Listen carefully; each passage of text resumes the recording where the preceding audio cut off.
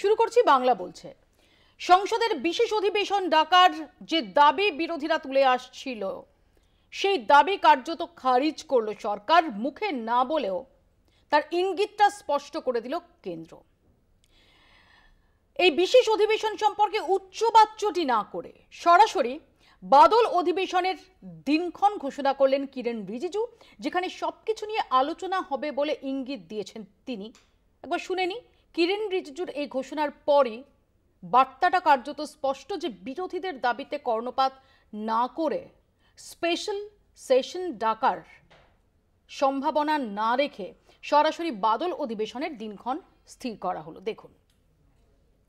Another information I would like to share is government has decided to convene the monsoon session of the parliament from 21st July till 12th of August. আর এখানে প্রশ্ন, বিরোধী দলগুলি যখন কেন্দ্রের পাশে দাঁড়িয়ে দেশের স্বার্থে বিদেশের মাটিতে লড়ে যাচ্ছে, যখন অভিষেক বন্দ্যোপাধ্যায়, সালমান খুরশিদ থেকে আসাদুদ্দিন ওয়েসি, সুপ্রিয়া সুলের মতো নেতারা ভারতের হয়ে বিদেশে গলা ফাটাচ্ছেন, তখন বিরোধী দলগুলোর এই দাবিতে কেন সাড়া দিচ্ছে না মোদী সরকার? এ ব্যাপারে তীব্র সমালোচনা করে টুইট করেছেন তৃণমূল সাংসদ, রাজ্যসভার দলনেতা তৃণমূল কংগ্রেসের ডেরেক ওব্রায়েন। তিনি লিখছেন, সংসদ আতঙ্ক তাড়া করে বেড়াচ্ছে মোদী সরকারকে। একটি ইংরেজি শব্দ তিনি ব্যবহার করেছেন, পার্লামেন্টোফোবিয়া, এবং সরকার বিশেষ অধিবেশন থেকে পালাতে চাইছে, এমনটাই অভিযোগ ডেরেক ওব্রায়েনের। আমরা এই নিয়ে আলোচনা করব। আমাদের সঙ্গে যারা উপস্থিত রয়েছেন তাদের সঙ্গে পরিচয় করিয়ে দিই। বিজেপির পক্ষ থেকে বিমল শঙ্কর নন্দ, তৃণমূল কংগ্রেসের পক্ষ থেকে কৃষাণু মিত্র, কংগ্রেসের পক্ষ থেকে অশোক ভট্টাচার্য, বামেদের তরফ থেকে রয়েছেন সিপিআই এর পক্ষ থেকে শ্রীকুমার মুখার্জি, রয়েছেন রাজনৈতিক বিশ্লেষক সাংবাদিক সুমন ভট্টাচার্য। আমি একদম শুরুতে প্রত্যেকের কাছে 30 সেকেন্ড করে আসব। আমি প্রথমে বিমলদাকে এই প্রশ্নটা করব। বিমলদা, কেন স্পেশাল সেশন নয়? সেশন এগিয়ে আনা হয়েছে। স্পেশাল সেশনে যা আলোচনা হবে এই সেশনে সেটা আলোচনা হতেই পারে, না হওয়ার কি আছে? সুতরাং এই যা যা প্রশ্ন করার সেটার জায়গা হচ্ছে পার্লামেন্ট। পার্লামেন্টের সেশন এগিয়ে আনা হয়েছে। কারোর যদি ইচ্ছে থাকে এটা নিয়ে প্রশ্ন করার, আলোচনা করার, এই সেশনে যথেষ্ট সময় পাওয়া যাবে, তারা আলোচনা করতেই পারে। এই স্পেশাল সেশন নামে আসলে একটা গোঁড়বাজি হচ্ছে, কিন্তু সেই গোঁড়বাজি যে পুরো সফল হয়নি তার প্রমাণ যে চিঠিটা সবাই মিলে দিয়েছিল, শরদ পাওয়ারের এনসিসি তাতে সই করেনি, এনসিপি তাতে সই করেনি। সুতরাং তাদের নিজেদের ঘর আগে ঠিকঠাক করুক। ভারত সরকার, ভারতের যে জাস্ট একটাই লাইনে শেষ করব, ভারতের অখণ্ড সার্বভৌমিকতা রক্ষার জন্য সর্বদাই সতর্ক। যাদের গলার সঙ্গে পাকিস্তানের গলা মিলে যায় তারা মেলাক। আমি একদম 30 সেকেন্ড করে সবার কাছে আসবো। আমি অশোকদার কাছে যাই। অশোকদা, ব্যাপারটা হচ্ছে গণতন্ত্র মানে সেখানে সংখ্যাগরিষ্ঠের মতামত প্রাধান্য পাবে, কিন্তু গণতন্ত্র মানে তো এও নয় যে সেখানে সংখ্যালঘুদের মতামতকে পায়ে পিষে দেওয়া হবে।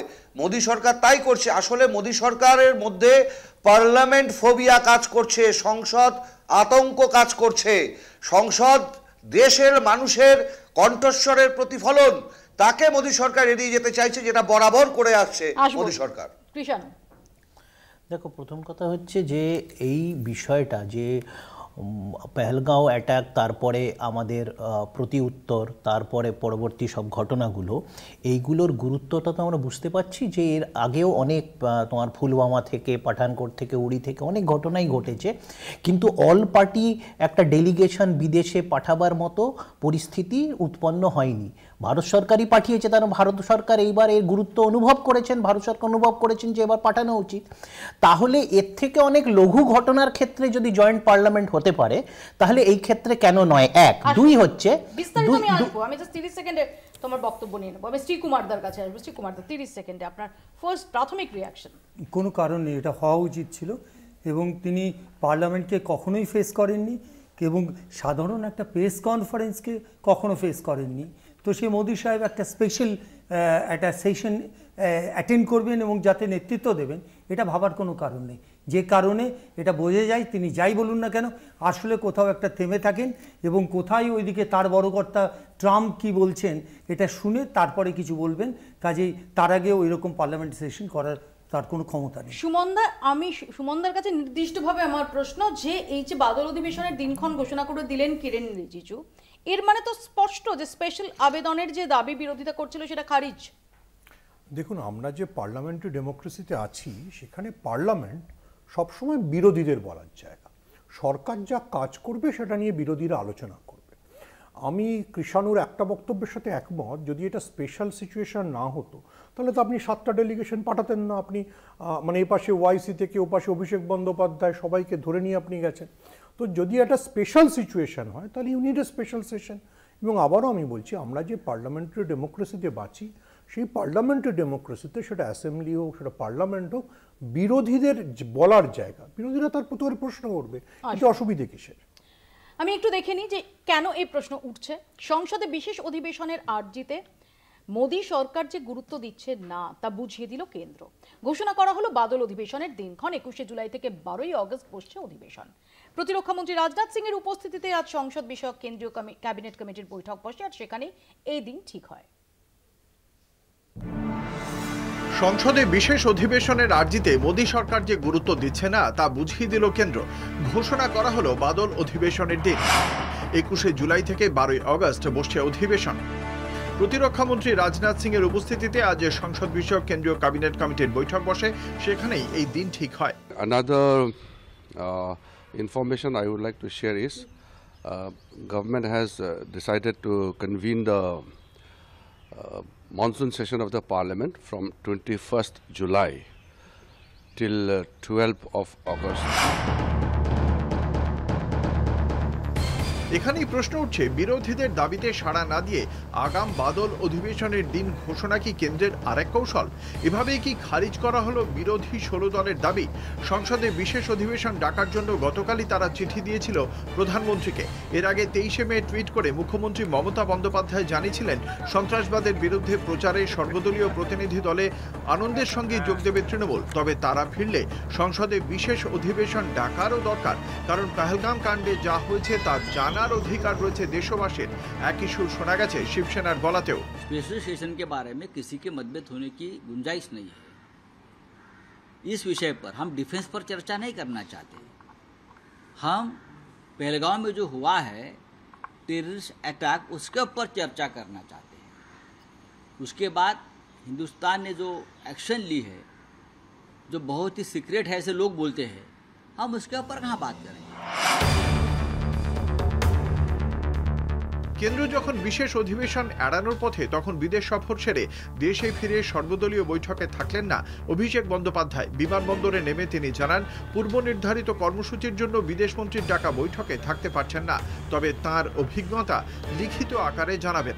আমি কালকে বৈঠকে উপস্থিত থাকতে পারবো না, আমার পূর্ব নির্ধারিত কিছু বৈঠক এবং কর্মসূচি রয়েছে।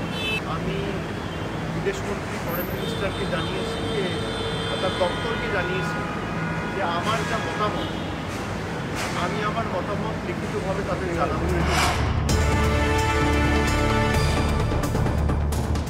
অপারেশন সিঁদুরের পর সন্ত্রাসবাদ নিয়ে পাকিস্তানের মুখোশ খুলতে 33টি দেশে 7টি প্রতিনিধি দল পাঠায় কেন্দ্র। সেখানে সব দলের প্রতিনিধিদেরই রাখা হয়। তৃণমূল প্রতিনিধি হিসেবে পাঠায় অভিষেক বন্দ্যোপাধ্যায়কে। সেক্ষেত্রে দেশের স্বার্থে কেন্দ্রের সঙ্গে হাত মেলায় বিরোধী দলগুলি। কিন্তু সংসদে বিশেষ অধিবেশন ডাকার ক্ষেত্রে স্পষ্ট কোনো উত্তর দিল না কেন্দ্র। উল্টে ঘোষণা করে দিল বাদল অধিবেশনের দিনক্ষণ। বুঝিয়ে দিল এভাবেই তারা পাশ কাটাতে চায় বিরোধীদের দাবিকে। কলকাতা টিভি। কৃষাণু, যেটা বিমলদা বলছিলেন যে পার্লামেন্টের যে বাদল অধিবেশন, সেই বাদল অধিবেশন কিছুটা এগিয়ে আনা হয়েছে এবং আজকে কিরণ রিজিজুও ইঙ্গিত দিয়েছেন যে সমস্ত ব্যাপারে সেখানে আলোচনা হবে। তাহলে কেন এই স্পেশাল সেশনের দাবি, যেটা মমতা বন্দ্যোপাধ্যায় তিনি গত সপ্তাহেই এক্স হ্যান্ডেলে পোস্ট করে তিনি বলেছিলেন যে ভারতবাসীর সর্বাগ্রে জানার অধিকার রয়েছে যে এক্স্যাক্টলি কী ঘটেছিল, তাই জন্য এই ডেলিগেশন তারা দেশে ফেরা মাত্র স্পেশাল সেশন সেটা ডাকা হোক। কিন্তু প্রশ্ন হচ্ছে এটাই যে যদি বাদল অধিবেশনে এগুলো নিয়ে আলোচনাই হয় তাহলে কেন এত আর্জেন্সি কিসের? দেখো, প্রথম কথা হচ্ছে না, এই যুক্তিগুলো হচ্ছে ছেঁদো যুক্তি এবং এর সাথে গণতন্ত্রের কোনো সম্পর্ক নেই। এগুলো গণতন্ত্রকে এড়িয়ে যাওয়ার কথা হলো।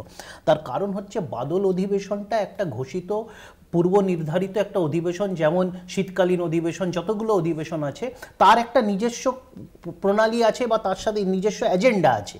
তার সাথে একটা গুরুত্বপূর্ণ বিষয়, আমি আবার বলছি যে প্রথম যেটা আমি বলেছিলাম যে এটা একটা গুরুত্বপূর্ণ বিষয়, এটা কেন্দ্র সরকারের যে পদক্ষেপ তার থেকেই প্রমাণিত হচ্ছে যে একটা সর্বদলীয় প্রতিনিধি দল 7-7খানা আপনি বিদেশের বিভিন্ন দেশে পাঠাচ্ছেন, এরকম পরিস্থিতি তো মোদী সরকারের আমলে হয়নি, এমনকি বিভিন্ন সরকারের আমলে হয়নি। আবার ধরে নিচ্ছি 1971 সালে যুদ্ধ পরিস্থিতি, নতুন দেশ গঠন, সেই সময় বিশেষ অধিবেশন আপনি ডেকেছিলেন। 2001 সালে পার্লামেন্টে অ্যাটাকের পর তো আমাদের সর্বদলীয় প্রতিনিধি দল পাঠাতে হয়নি, কিন্তু বাজপেয়ী সরকার, এই বিজেপি সরকার বিশেষ অধিবেশন ডেকেছিলেন। আবার যদি আমি 2008 সালে দেখি, যখন মুম্বাই অ্যাটাকের পর, তখনও ডাকা হয়েছিল। তার মানে আমি বলছি সরকার কি এটা গুরুত্ব, আমার এখানে প্রশ্ন বিমলদার কাছে, যে বিমলদা আমরা দেখেছি যে পেহেলগাঁও অ্যাটাকের পর অল পার্টি মিটিং হয়েছে, সেখানে যদিও প্রধানমন্ত্রী ছিলেন না। আমরা দেখেছি যে অপারেশন সিন্দুরের পরও অল পার্টি মিটিং হয়েছে, এবং ডেফিনেটলি বিরোধী দল তাদের কোথাও না কোথাও পরবর্তীকালে বেশ কিছু বিষয়ে কনফিডেন্সে নেওয়া হয়েছে, তারাও এককাট্টা হয়ে পাশে দাঁড়িয়েছেন, এবং যে কারণেই আমাদের এই সাকসেসফুল গ্লোবাল আউটরিচ, যেখানে দাঁড়িয়ে আসাদুদ্দিন ওয়েসি থেকে অভিষেক বন্দ্যোপাধ্যায় থেকে কানিমোজি, সুপ্রিয়া সুলে, সালমান খুরশিদ, শশী থারুররা, তারা বিদেশের মাটিতে একদম সরকারের সুরে কথা বলছেন এবং তারা পাকিস্তানকে এক্সপোজ করছেন। আমার প্রশ্ন, তাহলে এই দেরিটা কেন? তাহলে এক্ষেত্রে বিরোধীরা যখন এককাট্টা হয়ে পাশে থেকেছে, বিরোধীদের এই দাবির প্রতি রেসপেক্ট করেও তো এই স্পেশাল সেশনটা ডাকা যেত। আপনারা কি এড়াচ্ছেন? আচ্ছা, আপনার এই অফিস থেকে রেসের মাঠটা কত কিলোমিটার? 2 কিলোমিটার হবে। যদি কাছাকাছি তো অফিসটা থাকতো, তাহলে হয়তো শুনতে পেতাম তৃণমূলের নেতাদের মুখে গণতন্ত্র শুনলে বুড়ো ঘোড়া যেগুলো চড়ে না, সেগুলো হো হো করে এসে উঠতো আর কি। তৃণমূলকে নিয়ে আর আলোচনা করুন, একটা লাইনই যথেষ্ট, ওই দলকে অত গুরুত্ব দিলে আবার সমস্যা হয়। আমি শুধু কতগুলো কথা বলি, সেটা হচ্ছে যে ভারতীয় জনতা পার্টি চাইছে, এবং আমরা সকলে চাইছে, দেশের মানুষও চাইছে, যে একযোগে আমরা পাকিস্তান মাত্রা ভয়ঙ্কর শক্তির বিরুদ্ধে লড়াই করি। লড়ছি আমরা, বিরোধী দলগুলোর কাছে আমরা অবশ্যই কৃতজ্ঞ, তারা গেছেন, পৃথিবীর বিভিন্ন দেশ সফর করেছেন, কোনো অসুবিধা নেই। কংগ্রেস প্রথম থেকে শশী থারুরের নাম বাদ দিয়েছিল, অথচ শশী থারুরের যা যোগ্যতা, অন্য কারোর সেই যোগ্যতা নেই, তাকেও নিয়ে যাওয়া হয়েছে, কিচ্ছু অসুবিধা নেই। মনীষ তিওয়ারিকেও নিয়ে যাওয়া হয়েছে, তারা ভালো বলতে পারেন, তারা গেছেন, তারা দেশের প্রতিনিধিত্ব করেছেন, আসাদুদ্দিন ওয়াইসি প্রতিনিধিত্ব করেছেন, প্রত্যেকটা অভিষেক বন্দ্যোপাধ্যায় প্রতিনিধিত্ব করেছেন তো কে বারণ করেছে? সেখানে একজনকে সিলেক্ট করা হয়েছিল, তাকে বাদ দিয়ে অভিষেক বন্দ্যোপাধ্যায়কে দেওয়া হয়েছে, দিয়েছে, কেন্দ্র মেনেও নিয়েছে। আমার কথা হচ্ছে যে এটা ভারতবর্ষের একটা ঐক্যের ছবি বাইরে পৌঁছেছে, ভালো জিনিস। কেন্দ্র ঘোষণা করেছে অপারেশন সিন্দুর শেষ হয়নি, অপারেশন সিন্দুর আপাতত স্থগিত রেখেছি, পাকিস্তান আবার যদি বাড়াবাড়ি করে আবার আক্রমণ হবে।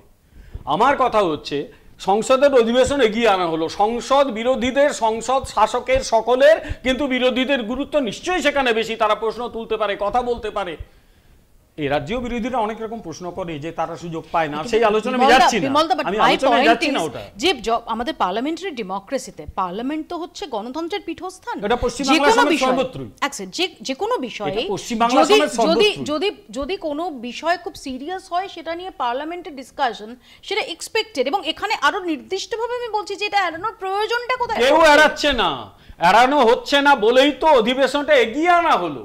ওই স্পেশাল অধিবেশন করে বারবার এই কথা বলার মধ্যে না এক ধরনের কোড আনকোড একটু রকেট ভাষা হয়ে যাচ্ছে, তাও বলতে বাধ্য হচ্ছি, ঘোঁটবাজি হচ্ছে। ঘোঁটবাজি ছাড়া এটা হচ্ছে রাজনৈতিক ঘোঁটবাজি। অশোকদা, ওখানেই হতে পারে। 16টা বিরোধী দলের প্রধানমন্ত্রীকে চিঠি দিয়ে স্পেশাল সেশন এগিয়ে আনার যে দাবি, এবং এই স্পেশাল সেশনের যে দাবি বিরোধীদের তরফ থেকে, সেটাকে কোট আনকোট শব্দটা নিয়ে তিনি আগে একটা রাইডার দিয়েও তিনি বলছেন যে ঘোঁটবাজি, এটা ঘোঁটবাজি করার জন্য না। ভোটবাজি কোনো অসংসদীয় শব্দ নয়, বিমলদা ব্যবহার করতেই পারেন। বিমলদার ভোটবাজি শব্দবন্ধটাকে নিয়েই আমি বলছি, পহেলগাঁও অ্যাটাক হচ্ছে। এখন জানেন তো, দুটো মুড থাকে মানে আমাদের এই মোবাইলে, একটা মুড হচ্ছে সাইলেন্ট মুড, আর একটা হচ্ছে ফ্লাইট মুড। আমাদের দেশের যখনই বড় বড় কিছু সমস্যা হয়ে যায়, আমাদের দেশের মাননীয় প্রধানমন্ত্রী কখনো সাইলেন্ট মুডে চলে যান, কখনো ফ্লাইট মুডে চলে যান। পহেলগাঁও অ্যাটাকের সময় তিনি ফ্লাইট মুডে ছিলেন, ফ্লাইট মুড থেকে যখন আবার আসলেন একদম মানে ন্যাচারাল মুডে, তখন দেখা গেল রাহুল গান্ধী পাহেলগাঁও অ্যাটাকের পরের দিন চলে গেলেন একদম জম্মু কাশ্মীরে, আর আমাদের প্রধানমন্ত্রী বিহারের নির্বাচনকে সামনে রেখে নির্বাচনী প্রচারে চলে গেলেন। ভোটবাজি তাহলে কোন কথাটার মানে দাঁড়ায়? ভোটবাজি শব্দবন্ধটার তাৎপর্য কার ক্ষেত্রে প্রযুক্ত হয়? বিমলদা অধ্যাপক মানুষ, নিশ্চয়ই আমার চেয়ে একটু ভালো বুঝিয়ে বলতে পারবেন। আমি বিমলদার কাছে এই সম্পর্কে নেব রেসপন্স। আমি তার আগে একটু শ্রীকুমারদার কাছে যাই। শ্রীকুমারদা, 16টা বিরোধী দল চিঠি লিখলো প্রধান, এখানেও একটা প্রশ্ন উঠছে যে অধ্যক্ষকে চিঠি নয়, প্রধানমন্ত্রীকে চিঠি, এবং দেখা গেল যে সেটা সম্পর্কে সরাসরি বলেননি যে না স্পেশাল সেশন নয়, কিন্তু বাদল অধিবেশনের দিনক্ষণ জানিয়ে দেওয়া হলো। ঠিক, এই চিঠি সবসময় প্রধানমন্ত্রীকে অথবা মুখ্যমন্ত্রীকে লিখতে হয়, এটা অধ্যক্ষকে নয়। সাধারণ ক্ষেত্রে যে কোনো কথা সেটা অধ্যক্ষকে নিশ্চয়ই বলা হয় এবং সেই চিঠি তাকেই অ্যাড্রেস করতে হয়, কিন্তু স্পেশাল সেশনের জন্য এটা অ্যাড্রেস করতে হয় একদম প্রধানমন্ত্রী অথবা মুখ্যমন্ত্রী, তিনি রিকোয়েস্ট করবেন স্পিকারকে, স্পিকার তখন একটা ডেট ঠিক করবেন। এইটা হচ্ছে পদ্ধতি এক। দ্বিতীয় হচ্ছে যে আমরা সবাই কিন্তু সমর্থন করেছিলাম যে সরকারকে, যে সরকারের আমরা পাশে আছি, আমরা তার বিরোধিতা করিনি। তারপরও স্পেশাল সেশনের সাথে অন্য নর্মাল সেশনের তফাৎ আছে। 15টা বছর তো ছিলাম অ্যাসেম্বলিতে। বড় তফাৎ হচ্ছে যে পার্লামেন্টটা বা অ্যাসেম্বলিটা হচ্ছে বিরোধী দলের। আমি বিমল শঙ্করের সাথে একটু ওই সাবজেক্টের লোক, তারপরও বলছি যে তফাৎ একটা আছে। বিরোধী দলের জায়গাটা বড় জায়গা অ্যাসেম্বলি, কিন্তু রাইটার্সটা অর্থাৎ যেখানে এক্সিকিউশন হচ্ছে সেই জায়গাটা সরকারের জায়গা। বিরোধী পক্ষের জায়গাটা বেশি অ্যাসেম্বলির মধ্যে।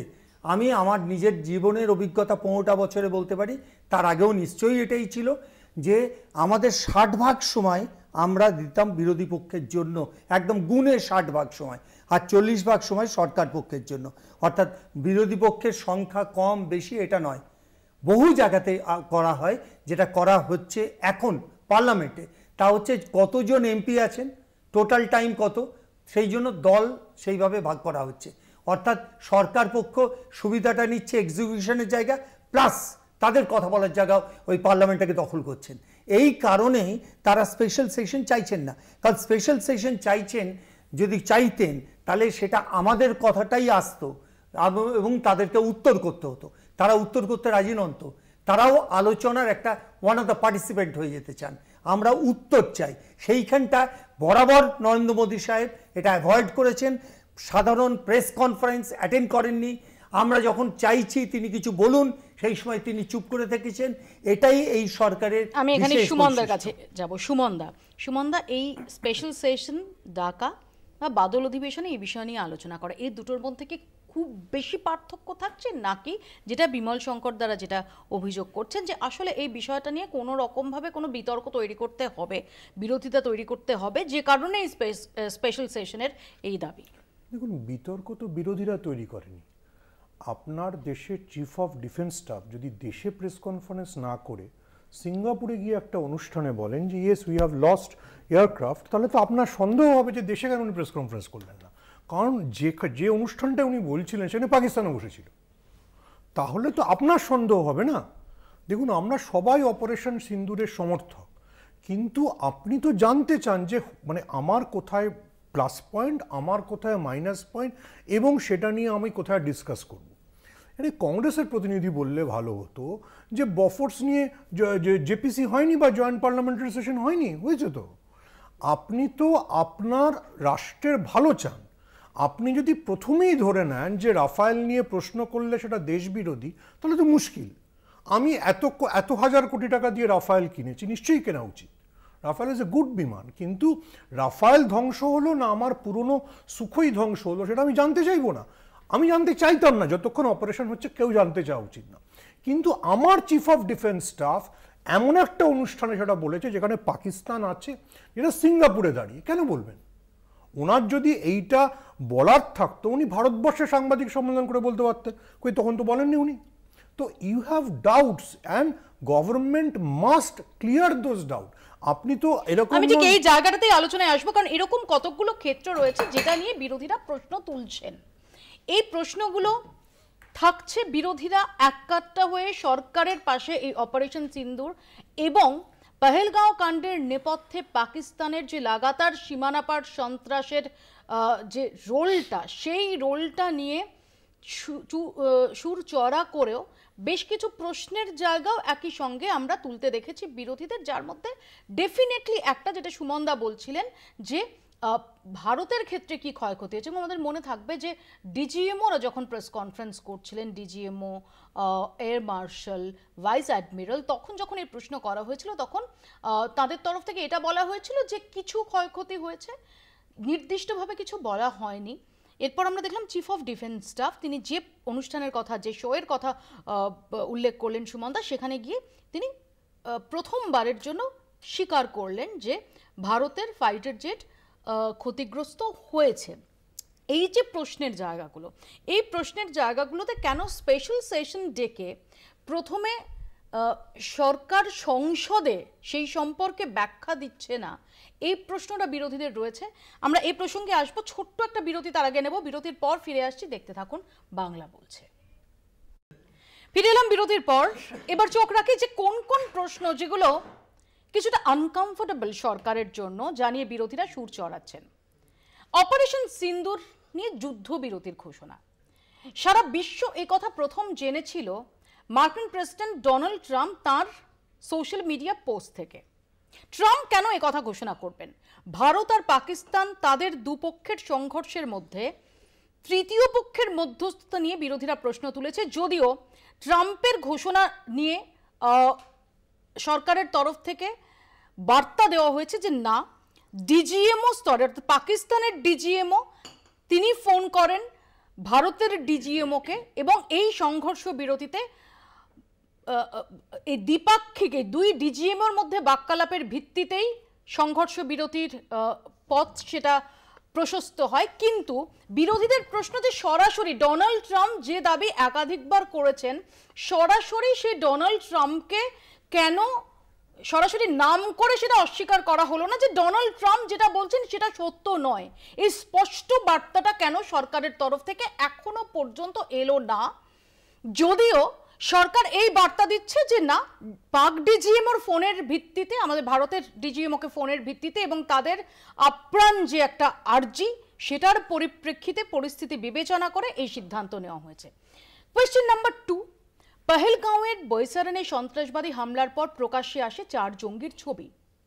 প্রকাশ্যে এই ছবি আসে, এরপর আমরা অপারেশন সিন্দুর দেখি, কিন্তু এই 4 জন জঙ্গি, এই 4 জন জঙ্গি তাদের whereabouts কি, অর্থাৎ তারা কি এলিমিনেটেড হয়েছে, তাদের কি ধরা হয়েছে, তাদের কি খতম করা হয়েছে, এই প্রশ্নটা বিরোধীরা বারবার তুলেছেন। এমনকি আমরা যেটা জানি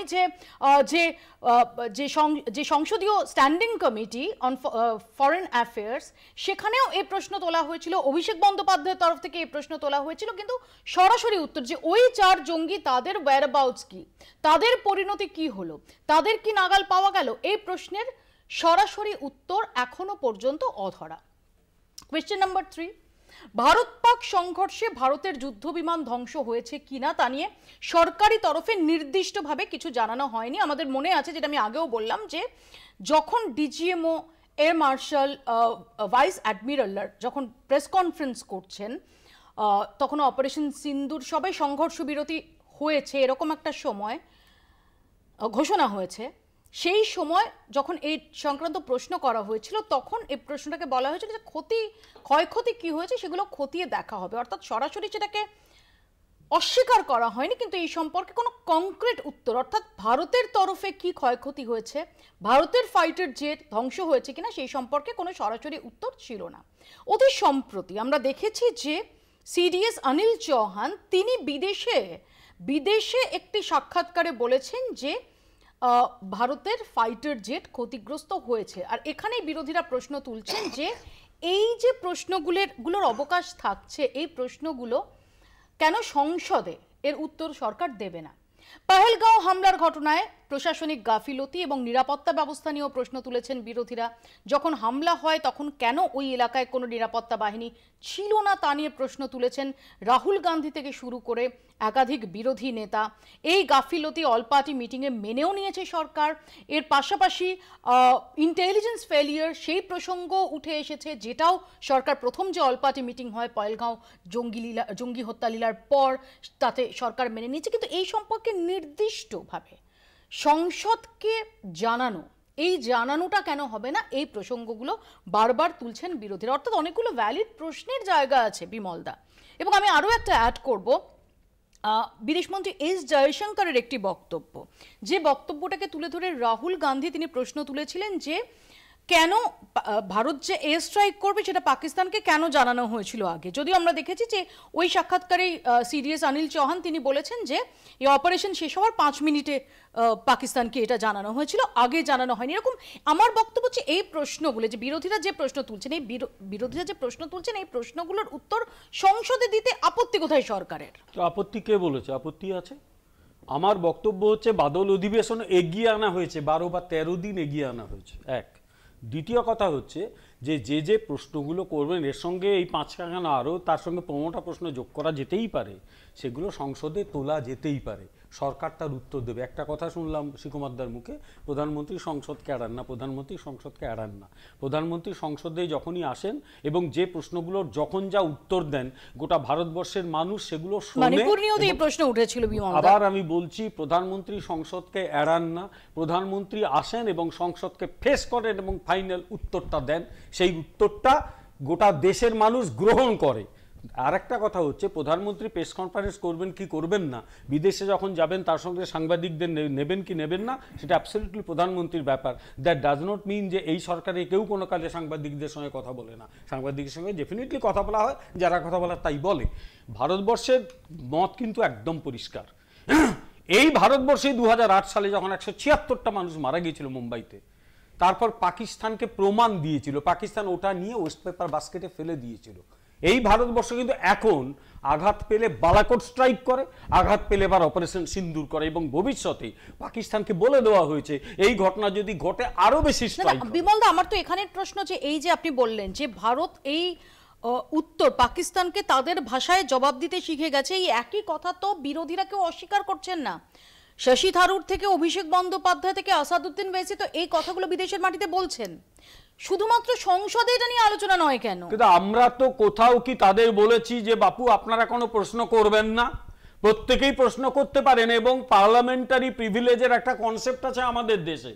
সংসদে যারা মেম্বার তারা সেই প্রিভিলেজটা পান, সেই প্রিভিলেজ ব্যবহার করে তারা সংসদে তো প্রশ্ন করতেই পারেন। সংসদের ফ্লোরে বারণটা কে করেছে?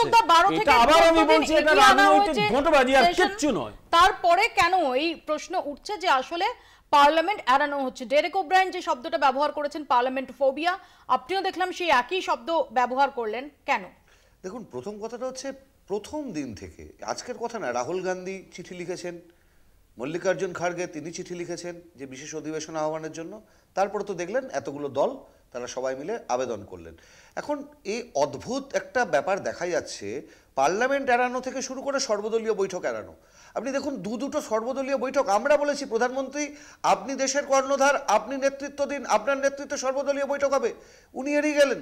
এবং এখানে বিমলদা হঠাৎ করে মুম্বাই হামলার কথা বললেন। আমি শুধু স্মরণ করিয়ে দিতে চাই, আজমাল কাসাব তার ফাঁসি কিন্তু হয়েছে, আর এখনো পর্যন্ত পুলওয়ামাতে যে জঙ্গি হামলা হয়েছে কিংবা পাহেলগাঁও যে জঙ্গি হামলা, সে জঙ্গিদের চিহ্নিত তো দূরে থাক, তাদের গ্রেপ্তার পর্যন্ত করা হয়নি। আমি শুধু একটা কথা মৌপি আজকে এখানে বলার খুব প্রয়োজন আছে বলে মনে করি। কাসাবের আইনজীবী কে হয়েছিলেন মনে আছে? আমি দেখি ইত্যাদি ওই সারদা নারদার আইনজীবী মনু সিংভি কিংবা কপিল সিব্বাল হলে। এখানে আমি একটা কথা বলবো, যদি স্মরণ করিয়ে দিই, কাসাবের আইনজীবী কেউ হতে চাননি। সেখানে দাঁড়িয়ে ভারতের আদালত বলেছিল, আদালত সেখানে প্রাথমিকভাবে আইনজীবী নির্ধারণ করে দিয়েছিল এবং আদালত বলেছিল যে প্রত্যেকের আইনি সহায়তার অধিকার।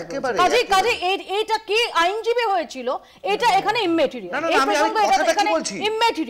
কাসাবের আইনজীবীর বিষয়ে স্ট্রং অবস্থান সেটা আদালতই নিয়েছিল। না, একেবারে একজন মানুষের আত্মপক্ষ সমর্থনের জন্য ভারতবর্ষের আইন অনুযায়ী তার একজন উকিল থাকবেন, আইনজীবী থাকবেন। আমি বলতে চাইছি, যখন সারদা নারদার ক্ষেত্রে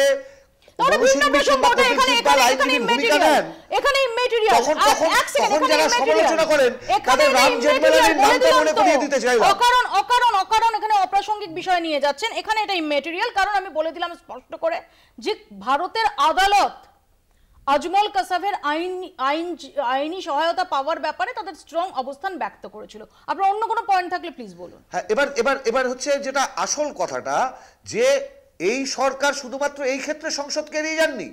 আমরা দেখেছি অর্ডিন্যান্স অনেক সরকার এনেছেন, কিন্তু সংসদ চালু থাকাকালীন সংসদকে এড়িয়ে গিয়ে অর্ডিন্যান্স আনার যে প্রবণতা, এটা কিন্তু মোদী সরকারকে দেখা গেছে 2014 থেকে বারবার অনেক ক্ষেত্রে দেখেছি।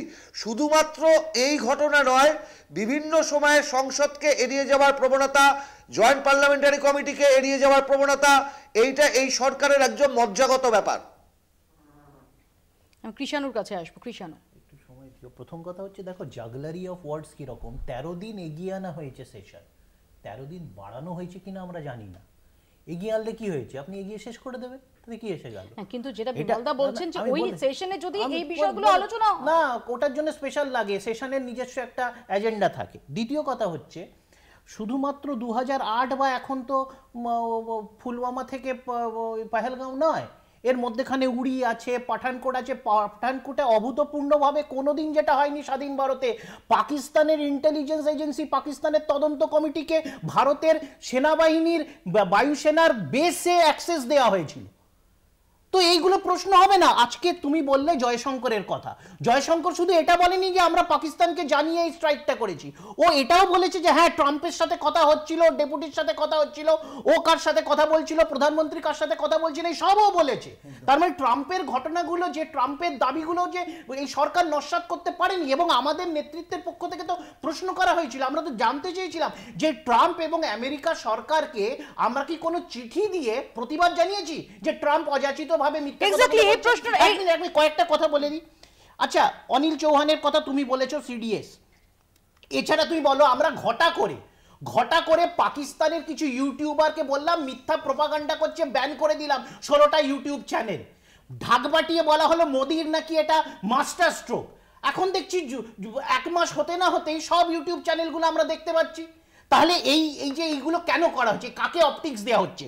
সর্বোপরি যারা এই ঢাকটা বাজায় যে মোদির নাকি মাস্টার স্ট্রোক, তারা 8 তারিখ এবং 9 তারিখ অত্যন্ত লজ্জাজনকভাবে দেশের মান, সম্ভ্রম, সম্মান সবকিছু ভুলুণ্ঠিত করে পাকিস্তানের সামনে, বিশ্বের সামনে এই যে করাচি ধ্বংস করেছি, লাহোর দখল করেছি, এইসব দাবি করে পরের দিন 24 ঘন্টা যেতে যেদিকে মিথ্যে প্রমাণিত হলো। তাদের কাছে অনেক ভিডিও লিকস, এই যে থার্ড পার্টি লিকস। তো পার্লামেন্টে যেটা বলা হলো প্রিভিলেজ আছে, তো পার্লামেন্টে ওইভাবে মিথ্যে কথা বলা যায় না। তাই তো আমরা জানতে চাইছি সত্যিগুলো কি, সরকার কেন এরকম থার্ড পার্টি মিডিয়া লিকস করে এরকম মোদির বাহবা নিচ্ছেন, মোদির মাস্টার স্ট্রোক বলে নিজের পিঠ নিজে চাপড়াচ্ছেন। আমরা তো সত্যিটা জানতে চাই।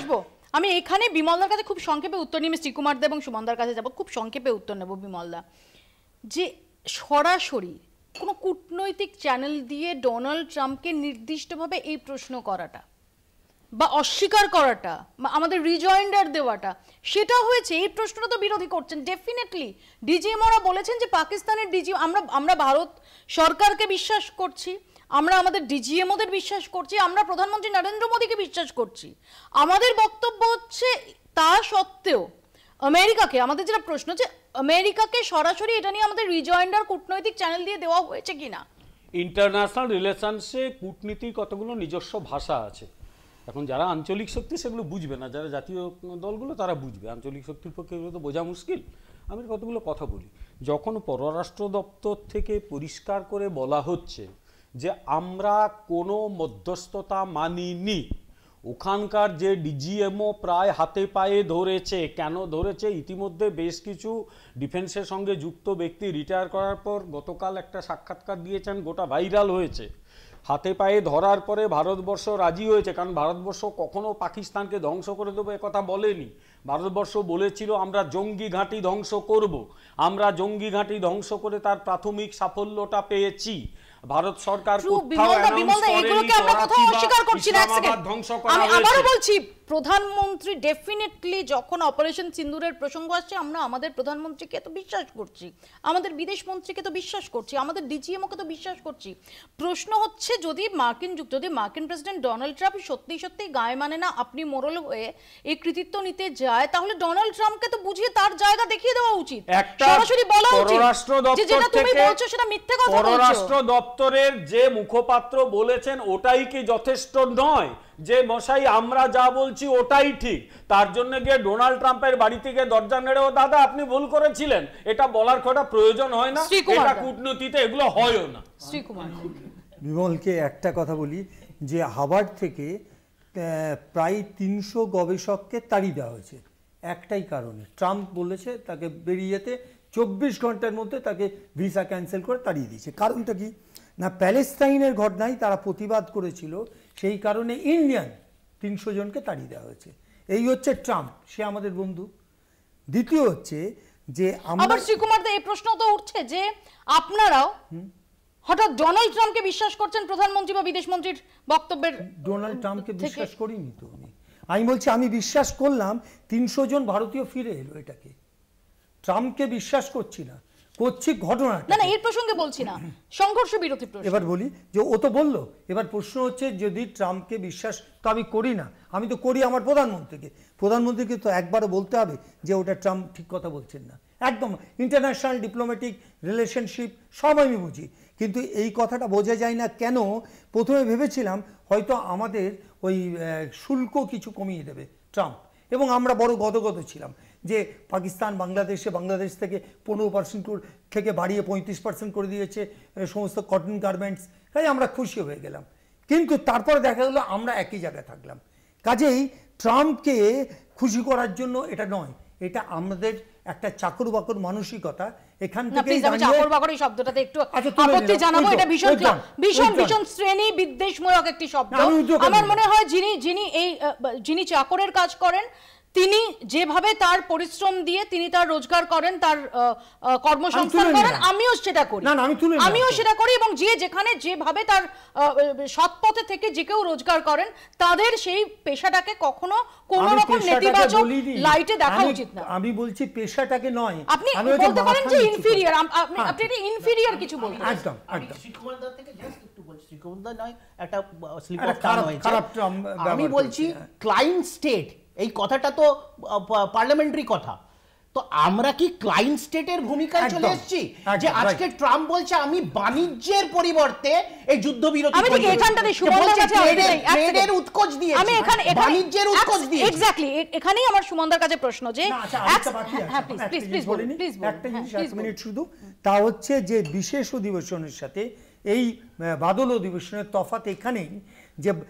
এক এক দিন এক একজন মন্ত্রীর তার বক্তব্য বলার দিন, এটা দিন ফিক্সড, সেই দিন আমি তাকে প্রশ্ন করতে পারি কতক্ষণ, 1 ঘন্টা, বাকি সময়টা বিভিন্ন প্রোগ্রাম থাকে।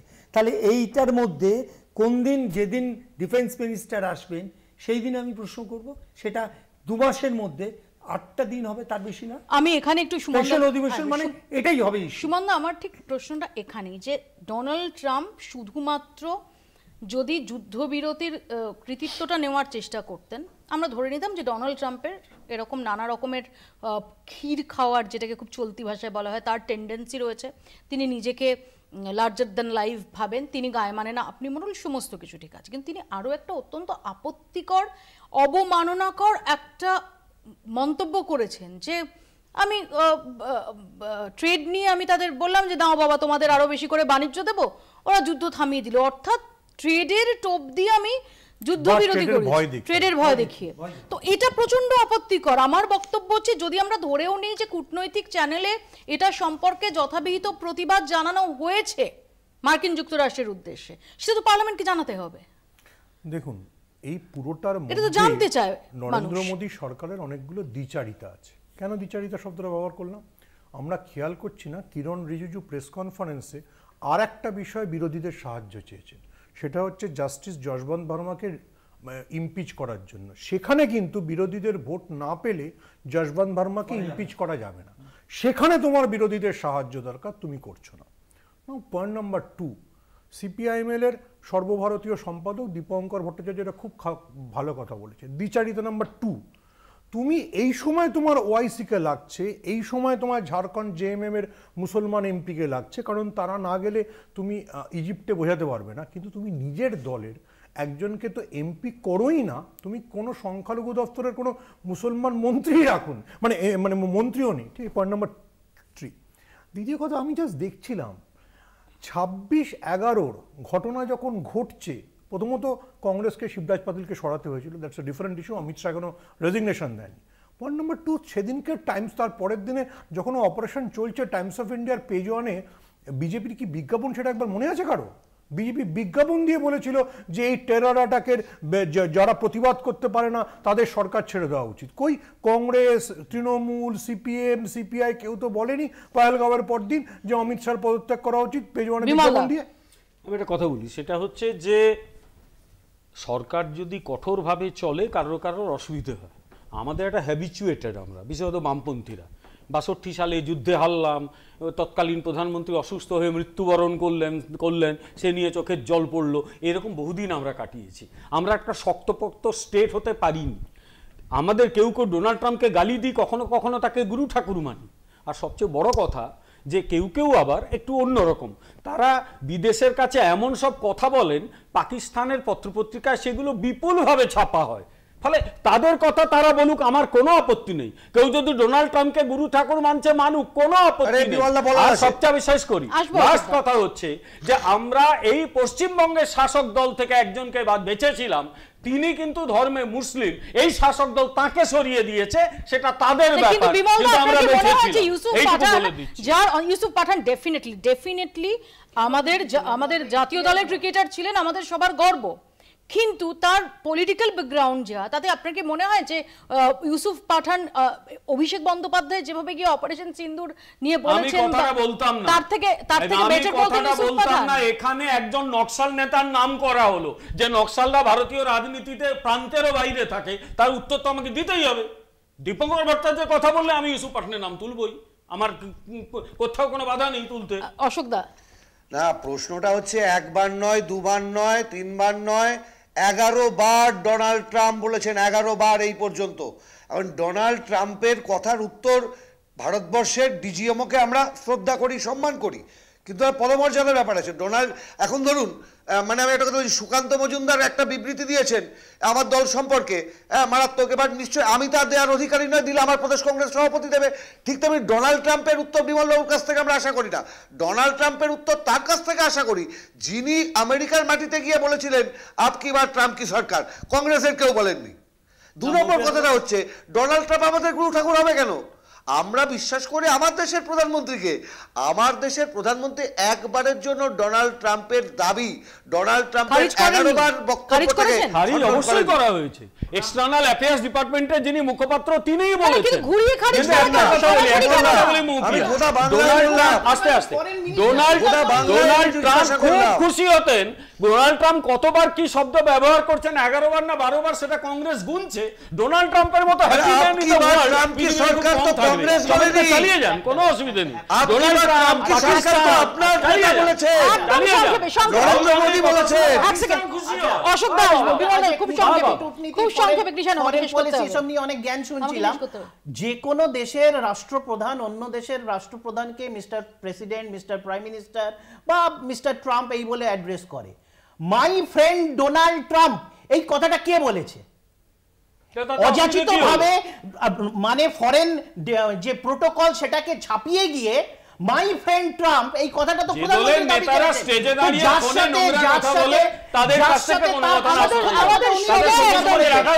আমাদের সময় একদম শেষ। এটা স্পষ্ট যে স্পেশাল সেশন তার দাবিতে কর্ণপাত করলো না কেন্দ্র। ডেফিনেটলি বাদল অধিবেশন এগিয়ে আনা হয়েছে, বিমল বাবুরা বলছেন যে সেখানে সমস্ত বিষয়ে আলোচনা হবে, কিন্তু কেন স্পেশাল?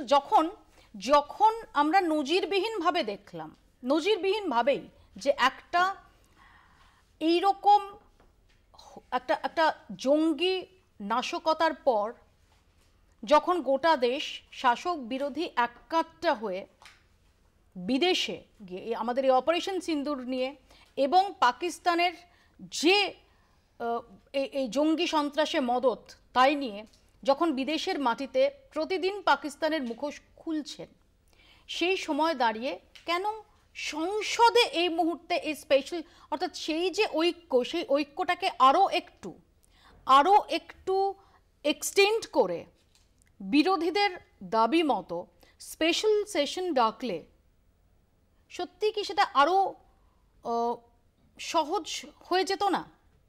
অনেকগুলো প্রশ্নের অবকাশ কি উঠিয়ে দিল না যে এই স্পেশাল সেশনের দাবি এটা খারিজ করার সিদ্ধান্ত? ঠিকই সরকার বলেনি যে স্পেশাল সেশনের দাবি তারা খারিজ করছে, কিন্তু যেভাবে কিরেন রিজিজু আজকে বাদল অধিবেশনের দিনক্ষণ জানিয়ে দিয়েছেন তাতে স্পষ্ট যে অন্তত এই মুহূর্তে দাঁড়িয়ে স্পেশাল সেশনের বিষয়ে ভাবনা চিন্তা করছে না কেন্দ্র। আপাতত বাংলা বলছে এখানেই শেষ করছি। দেখতে থাকুন কলকাতা টিভি।